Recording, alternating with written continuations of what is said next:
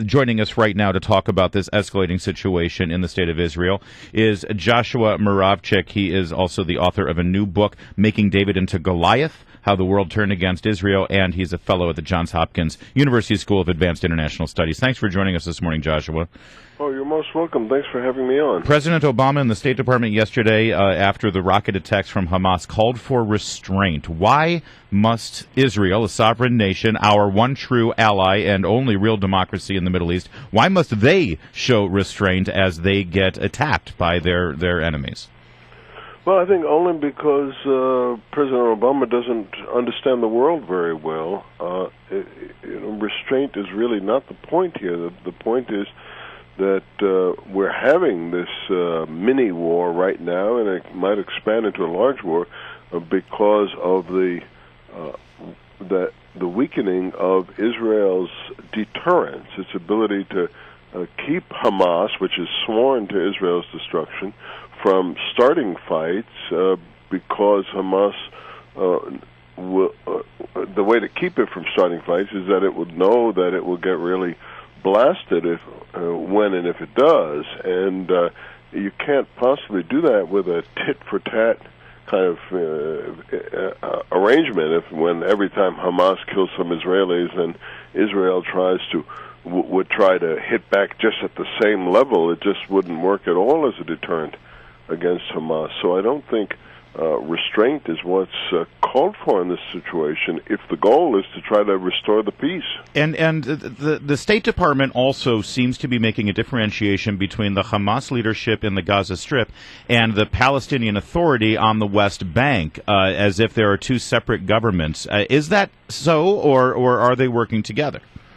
Well, that's more complicated because they formed a unity government, so they're in coalition, but they are two different political forces, and they also do hate each other, and they also have different approaches, and so I think it does make sense to draw a distinction between the two of them. You know, I have had the interesting experience of actually having gone through the Ares Gate and into Gaza as a reporter. And as you go through the Ares Gate and you move your way into that area, you see where in the past the Israeli tanks have actually come through. Do you think it's going to reach that level where Israeli tanks and infantry will move into Gaza? I think that's very likely because they're clearly reluctant to do it. But I think now that we have these rocket fire reaching all the way to Tel Aviv and beyond, so right. We're not just talking the border area with Gaza, we're talking all of central Israel.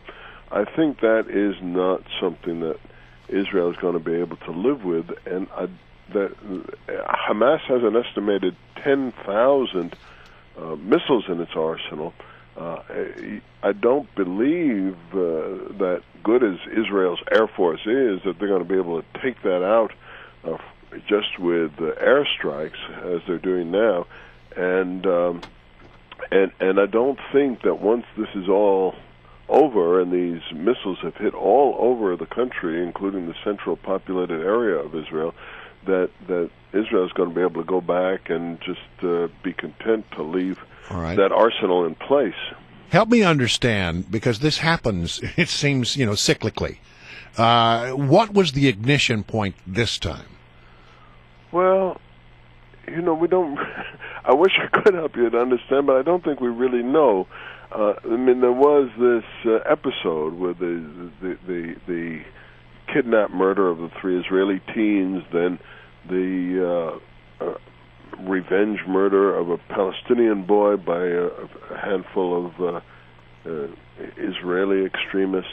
So that kind of built up, but there was an increasing rocket fire coming in from Gaza all throughout that period. So so we don't really know whether this was just something that escalated or whether it was some kind of calculation on the part of Hamas to start this confrontation, perhaps because their own position has been weakening since they're pretty unpopular with the population in Gaza these days, we know, and because they lost their Egyptian patron when President Morsi was pushed out in Egypt. Our guest is Joshua Muravchik. He's a fellow at the Johns Hopkins University School of Advanced International Studies. And your book is titled Making David into Goliath, How the World Turned Against Israel. Let's talk about that for a moment in our final minute here.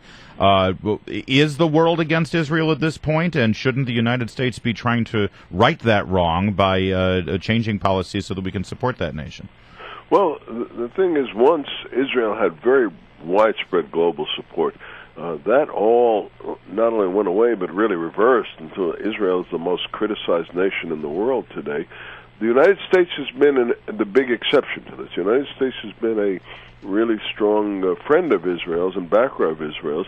I think we see that somewhat eroding both from the political left of the United States and to some extent from the Obama administration, which is very fast to criticize Israel and shows very little appreciation for the security dilemmas that Israel faces. Yeah. It's so frustrating as a United States citizen who was raised under the idea that Israel is our most important ally in the world, and we need to stand by them at times like this. It's so frustrating to see this happening. Joshua Muravchik, thank you so much for joining us today and shedding a little light on it. Greatly appreciated. Oh, thank you guys for giving me the opportunity.